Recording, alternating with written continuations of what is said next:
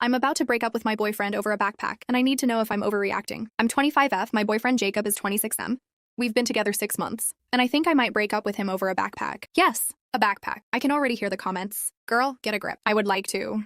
Unfortunately, I am currently using all available grip to keep myself from screaming, because here's what happened. I have a backpack. It's covered in patches. About 35 of them before this happened. I've had it since I was 14. I started collecting patches in high school, then kept adding them whenever I went to concerts, shows, museums, different cities. When I studied abroad, stuff friends gave me, stuff my family gave me. Basically, if something mattered to me, there was a decent chance I put a patch on my backpack. And yes, I know that sounds childish. Whatever. I don't carry a purse. I carry this backpack. Every day, when I was 20, the bottom ripped out, completely destroyed. So I bought a new backpack, sat down, and carefully removed and reattached all the patches. Every single one, because I'm apparently the kind of person who will spend hours sewing tiny pieces of fabric onto another piece of fabric instead of buying a new personality. The point is, this backpack means a lot to me. Jacob knows this. He actually asked me about it when we'd been dating for about a month. He wanted to know the stories behind the patches. So he knew. And some of the patches were from my dad. My dad died last year. He used to help me find patches. He'd look for unusual ones and buy them for me. He bought me 3 limited release patches that are now really expensive and hard to find. One of them was a patch he bought in 1994 and gave to me. So yes, maybe someone else sees a piece of embroidered fabric. I see something my dead father gave me. Important distinction. Anyway, Wednesday night, Jacob and I were at my apartment watching Netflix with 2 mutual friends. My place is bigger than his, so everyone usually hangs out here. I had to work early Thursday morning, so I went to bed. I told Jacob to lock up when he came to bed. Normal. Completely normal. I went to sleep. Thursday morning, I get up, get ready for work, reach for my backpack, and immediately know something is wrong. I'm standing there staring at it. I'm counting. 1, 2, 3. Wait. Where the fuck are my patches? I count again. There are 11 missing. 11. So I wake Jacob up? Not gently. I basically start panicking at him. What happened to my backpack? And he tells me. Apparently after I went to bed, 3 of his friends came over. They'd been bar hopping nearby, because of course they had. They texted Jacob and he invited them over. At some point, one of them saw my backpack and said it was cool. Apparently they wanted one like it. And Jacob told them they could have some of the patches. I just stared at him. I'm sorry. What? You told them they could have some of my patches from my backpack while I was asleep? Apparently, yes. And then they cut 11 patches off with a pocket knife. A pocket knife. They didn't even carefully remove them. They literally cut them off my backpack and left holes. I just started losing it. Like, completely. Why would you do that? What were you thinking? Those are mine! And he's trying to explain that he didn't think I'd mind because I had so many. I have so many. Okay, fantastic. That's settled then. If I own 35 things, apparently anyone is entitled to take 1/3 of them without asking. Can't wait to discover this principle with my paycheck. Oh, you have 3,000. I didn't think you'd mind if I gave $1,000 to my friends. Anyway, I ask him to call his friends and get everything back. Immediately. Obviously, he says he'll get the ones that belong to my dad back. Okay, good. And then he says he doesn't want to ask for the other ones because he'll look like a jackass. I genuinely thought I was hallucinating. You'll look like a jackass? He hesitated.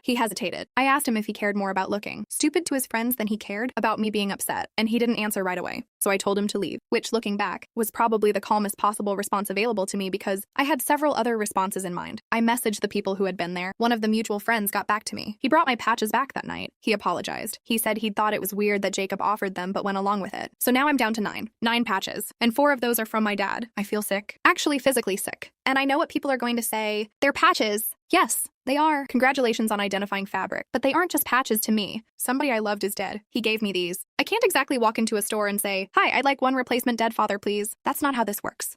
I text Jacob about getting my dad's patches back. He says he'll contact his friends over the weekend. The weekend? Why? Why are we waiting? Are the patches on vacation? Do they need to finish their notice period? I don't understand. If you accidentally give away something important to your girlfriend and then find out she's devastated, why isn't your immediate response, "Holy shit, I'm sorry. I'm getting everything back right now." Instead, I'm getting, "Yeah, I'll probably contact them this weekend." Cool. Very reassuring. Very romantic. My friends think I'm overreacting. 2 people I've talked to think I should forgive him and get new patches. Get new patches. Sure. I'll just recreate the emotional history of my entire adolescence really quick. No problem. I'll also order a replacement childhood while I'm at it. And yes, I know I yelled. I know I flipped out. I probably wasn't handling myself particularly well. I'm willing to admit that. I was furious. But I'm struggling to understand how my reaction is the bigger problem here. Because what happened was, my boyfriend had people over. They saw something belonging to me. He gave them permission to take it. They cut pieces off it while I was asleep. Then he didn't immediately try to get everything back because he was worried about looking bad. That's the part I can't get past. It's not even just the patches anymore. It's that he decided my stuff was his to give away, and he knew what it meant to me. That's what really hurts. I keep thinking about what would have happened if he had just said no. That's it. Sorry, that's my girlfriend's backpack. Don't touch it. Done. Problem solved. Instead, he basically hosted a tiny looting expedition in my living room. And now somehow I'm the unreasonable one because I'm upset about it. I don't know. Maybe I'm crazy. Maybe I'm being hysterical. Maybe 6 months into a relationship is too soon to decide someone has revealed a massive character flaw. But I also can't shake this feeling that something changed. Before this, I thought Jacob was laid back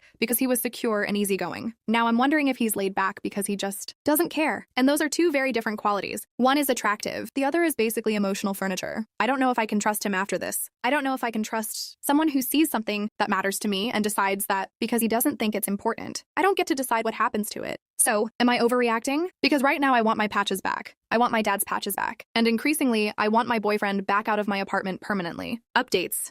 A lot of people asked why I don't just contact the friends myself. I am. One of the mutual friends who returned his patches had the number of another person who was there, so he's contacting him too. The other 3 are Jacob's college friends. I'm going to Facebook stalk them. I never thought I'd be using social media to conduct a manhunt for embroidered fabric, but here we are. Edit, my second mutual friend just called. He had 2 patches. He's returning them this weekend. One of them is one of my dad's. So that's 7 left. 7. Honestly, at this point, I am becoming weirdly competitive about getting them back. You took my patch? Fine. Congratulations! Now I am coming to your house. Months later, I broke up with Jacob. I also got all of the patches back. Every single one. Some people were actually very apologetic and returned them immediately. Others took more effort. I had to show up at some people's homes with a friend. There is something extremely effective about looking someone directly in the eyes and saying, "You have a patch my dead father gave me." Suddenly, the little embroidered souvenir isn't quite so funny anymore. A few people apologized. A few blamed Jacob. Honestly, I blame Jacob too. He never really apologized in the way I needed. He wanted me to stop being angry. He just didn't want to do anything that would actually require him to sit with the fact that he'd hurt me. I eventually told everyone what happened. Jacob was angry that I told people, which was interesting. Apparently, the problem wasn't that he'd done something awful. The problem was that other people knew he'd done something awful. I didn't care. Don't do embarrassing things if you're worried about people knowing you did them. My friends eventually apologized for taking his side. Some friendships didn't really recover. And looking back, I think that's okay. Because the biggest thing I learned was that I had mistaken laid back for caring. He wasn't laid back. He just didn't give a fuck. Those are very, very different things. 10 years later today. Hi. This is me. I can't believe I can still log into this account. It was a throwaway. It's been 10 years. Yes, I got all the patches back. Yes, I broke up with Jacob. And yes, the backpack story somehow got even more sentimental. Months later, maybe a year, I honestly don't remember, my sister and I were cleaning out one of my dad's storage units. We found one of his old backpacks. Just a plain JanSport. Nothing special. I cleaned it out, and that became my new patch backpack. I still have it. I've added new patches over the years. So I guess the weirdest part of this whole story is that Jacob didn't actually destroy the backpack chapter of my life. He just accidentally gave me the opportunity to start another one, which is probably more grace than he deserved. And for the record, I still think cutting patches off someone else's backpack while they're asleep is an absolutely deranged thing to do. 10 years later, still deranged. Thanks for coming to my extremely niche TED Talk. I'm getting all my teeth removed tomorrow at age 22. I don't even know why I'm writing this. I'm 22, not 42, not 62, 22. I should be worrying about my master's degree or dating or whether I have enough money to make it to the end of the month. Instead, I'm lying in bed thinking, tomorrow I won't have teeth. What the actual hell? A few weeks ago, I moved to Vadodara because I thought things were finally going to get better. New city, new routine, new people, fresh start. I remember unpacking my boxes one at a time and standing in my new room that first night, looking at the empty walls. And I actually felt hopeful, which was weird. I hadn't felt hopeful in a long time. I remember thinking, okay, maybe this is it. Maybe things are finally going to be normal. Yeah.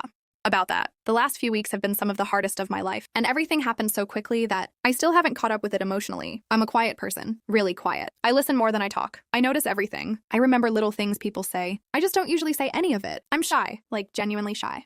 People sometimes assume I'm confident because they've told me I'm good looking, which is honestly hilarious because apparently having a face people like looking at means you're automatically confident. Meanwhile, my brain is replaying a conversation from 3 days ago because I said you to when someone told me to enjoy my meal. Very confident. Extremely powerful woman. Anyway, when things started going wrong with my body, I did what I always do. Nothing. I didn't tell anyone. I just kept thinking it's probably fine because that's what I do. If something hurts, I wait. If something bothers me, I ignore it. If something scares me, apparently my preferred coping mechanism is pretending it doesn't exist until it becomes significantly worse. Which brings us to my teeth. It started small. Sensitivity. A little bleeding when I brushed. Nothing dramatic. I'd see blood in the sink and think, okay, that's probably not great. Then immediately, but I'm sure it's nothing, a couple of teeth started feeling loose. You know that horrible feeling when you're a kid and you wiggle a tooth because it's about to fall out? Except I wasn't a kid. There was no tooth fairy. There wasn't even a fun little envelope of money waiting for me. Just me, an adult woman standing in the bathroom thinking, why is my tooth doing that? Eating started becoming uncomfortable, then painful. I started avoiding certain foods without really admitting to myself why. Maybe it's stress. Maybe I'm not getting enough vitamins. Maybe I need a cleaning. Maybe it's a cavity. Maybe it's one root canal. Maybe. I was apparently writing my own medical fan fiction. Then I went to the dentist. X-rays. Examinations, appointments, waiting rooms where I sat scrolling through my phone pretending I wasn't terrified. And I noticed the dentist's face change. You know that moment? When someone's expression goes from normal to concerned, that's when your brain goes, oh no. Because suddenly, something is wrong. They told me I have advanced periodontal disease. The bone holding my teeth in place had broken down far more than it should have at my age, 22. The dentist explained it gently, very gently, almost too gently. They told me there wasn't really a way to save my teeth. The ones I've had my entire life. They were going to have to remove all of them. Every single one. Full mouth extraction. I remember sitting there with that stupid paper bib around my neck and nodding. Just nodding. Like someone was explaining something completely ordinary. Like, okay, your appointment is Thursday at 3. Not, hi, we're going to remove every tooth you've ever had. I didn't cry. I didn't scream. I didn't even really react. I just nodded. Then I got outside. I sat in my car. And that's when it hit me. I gripped the steering wheel so hard my hands hurt. The radio was playing some stupid upbeat song. Somebody was singing about having a good time. And I was sitting there thinking, I'm going to lose my teeth. I drove home. I don't remember much of the drive. I kept looking at myself in the rearview mirror. And I swear my face looked different. Not actually different. Just like I was looking at someone I didn't know. I kept thinking, is this really happening to me? I kept waiting for someone to call. Maybe the dentist would say there'd been a mistake. Wrong x-ray. Wrong patient. Anything? Nothing. No phone call. No miracle. Tomorrow is the surgery. Tomorrow. I've barely slept for 3 nights. My brain will not shut up. It keeps running through every possible scenario. What will I look like? How will I eat? How will I talk? Will people understand me? Will I sound strange? Will my face look old? Will my cheeks sink in? Will I look in the mirror and not recognize myself? And I know how vain that sounds. I know I'm aware, but I'm 22. I'm allowed to be scared about what my face is going to look like. I've had the same smile my whole life. Every photograph, every stupid school picture, every family photo, every time I smiled at someone I liked. That smile has always been part of how I recognize myself, and tomorrow it's gone. Not forever, I know. I know dentures exist. I know this is treatable. I know people live perfectly normal lives with dentures. I know my brain just doesn't care. My brain is currently sitting in the corner going, yeah, but what if you hate your face? And then there's the part nobody seems to understand. I'm not getting dentures immediately. My gums need to heal. So I'm going to have no teeth for roughly a month to a month and a half, maybe longer. Just no teeth. I keep trying to picture normal life like that. Going to the store, talking to someone, answering the door, talking on the phone, meeting someone new, eating in public. How am I supposed to do any of that while looking and sounding completely different? And yes, I know people wear masks. Yes, I could wear one, but then I start thinking, what if I become afraid to take it off? What if I start hiding? What if I cancel plans? What if I stop going outside? What if I spend 6 weeks sitting in my apartment waiting for my face to become mine again? I've been reading too much online. Bad idea. Terrible idea. Do not Google medical things at 2 a.m. I did anyway. Apparently, teeth provide support to your lips and cheeks. Without them, everything can look more sunken, older, different. And now I keep standing in the bathroom staring at myself, just staring, trying to memorize my face. I actually started taking pictures of myself smiling, real smiles, teeth showing, because some irrational part of me thinks that if I don't take pictures now, I'll forget what I looked like, which is ridiculous. I know. But I'm scared. I'm scared of waking up tomorrow and feeling like I've lost a piece of myself. And then I feel stupid for being upset about it. Because there are people with much bigger problems. People are sick. People are dying. People don't have access to basic medical care. And I'm sitting here crying about my smile. But it's still happening to me. This is still my face. My body, my life, and I'm allowed to be sad, I think. God, I hope so. I haven't even told my parents. That's probably the worst part. Every time I open our chat, I start typing. I'm having surgery tomorrow. Delete. Something happened with my teeth. Delete. I need to tell you something. Delete. Put phone down. 5 minutes later, pick it up again. Repeat. I don't know what I'm protecting them from. Maybe I'm protecting myself from their reaction. They're older, they'll worry. They'll panic. They'll ask questions I don't know how to answer. And I don't want someone on the other end of the phone saying, why didn't you tell us? Because I don't know. I just didn't. I'm also dealing with my roommates, which has been its own nightmare. They're seniors. They haven't exactly been kind to me since I moved in. A few days ago, I woke up and realized they'd bleached my armpits while I was asleep, without asking. Without telling me, I just froze. I didn't know what to do. I barely said anything, which sounds insane when I type it out. But that's me. Something happens. I freeze. I let it go. I tell myself it's not worth making a big deal about. Then I go back to my room and think about it for 6 hours. So yeah, I'm already overwhelmed. And now tomorrow, I'm going to have every tooth removed. Great. Excellent. Love this for me. I'm lying here at 2 a.m. thinking about soup. Soup. Because apparently my life has reached the point where I'm making emotional plans around soup. How long before soup starts tasting like punishment? How much mashed food can one person eat before they start becoming mashed food themselves? I'm also worried about talking. Will my words sound different? Will people ask me to repeat myself? Will I automatically cover my mouth? Will I notice people looking? And here's the worst part. Maybe nobody will even be looking. Maybe someone will glance at me for half a second and my brain will go, they noticed. Maybe someone won't understand what I said, and I'll immediately assume they're staring at my mouth. Maybe I'll start seeing pity everywhere. I don't know. I don't know how much of this is going to be real, and how much is going to be inside my head. I just know tomorrow feels like a wall. Everything before tomorrow is one version of my life. Everything after is another. And I hate that I don't get to ease into it. I don't get a gradual transition. There's no little countdown where my teeth slowly disappear one at a time. It's just, go to sleep, wake up, no teeth. What the hell? I know this isn't permanent. I keep reminding myself, the dentures will come. I'll heal. I'll learn how to eat again. I'll learn how to talk. I'll get used to them. People do this. People survive it. People smile again. I know all of that. I just need my brain to catch up. Because right now, I'm 22 years old, sitting alone in a new city, staring at pictures of my own smile and wondering if I'll ever feel like myself again. I don't want to spend the next month hiding. I don't want to hate looking in the mirror. I don't want my first thought every morning to be, you don't have teeth. I just want someone who has actually been through this to tell me, does it get better? Were the first few weeks as terrifying as you thought they'd be? Did you eventually stop thinking about it constantly? Did you feel confident again when you got your dentures? Did you feel like yourself? Or did you have to learn to become comfortable with a slightly different version of yourself? Because that's what I'm scared of, not just losing my teeth, losing the version of me I've known my entire life. It's almost morning now. My alarm is already set. And I'm sitting here thinking that by this time tomorrow, everything will already be different. I really need someone to tell me that different doesn't automatically mean worse. Update. 4 days later. The teeth are gone. I'm not okay, but thank you all for getting me here. Okay. I'm alive. The teeth are gone. It happened. I still can't believe I'm typing that. I posted my original post at around 1 a.m. because I was terrified and didn't know what else to do. Then I woke up and there were hundreds of comments. Hundreds.